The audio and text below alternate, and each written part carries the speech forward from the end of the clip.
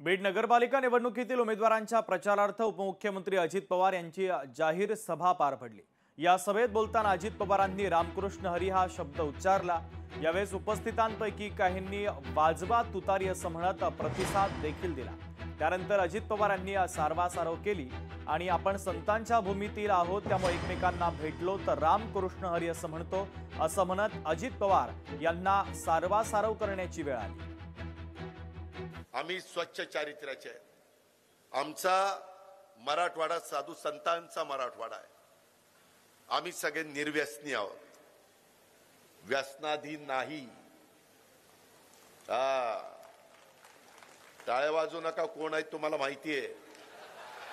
कुणाच्या हातात सूत्र द्यायचे, चांगल्या लोकांच्या हातात दिली तर समाज चांगला बनेल। रामकृष्ण हरी।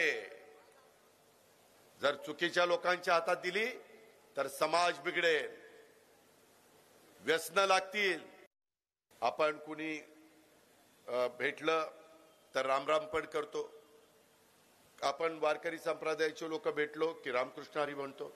लगेच मला चिठ्ठी आली, हो तुम्ही रामकृष्ण हरी म्हणलं किती वेगळा अर्थ काढेल। याला त्याला काय अक्कल आहे वा अर्थ काढायचे। मी चांगल्या भावनेने मी माऊली आणि तुकाराम महाराज यांच्या भागात नाही घेतोय, देवळावंदी। आपण बा पांडुरंग आपला विठ्ठल त्या ठिकाणी पंढरपूरला आहे, त्याच्यावर वेगळा अर्थ काढू नका रे। लोकशाही मराठी ऐका, पहा, जागरूक रहा।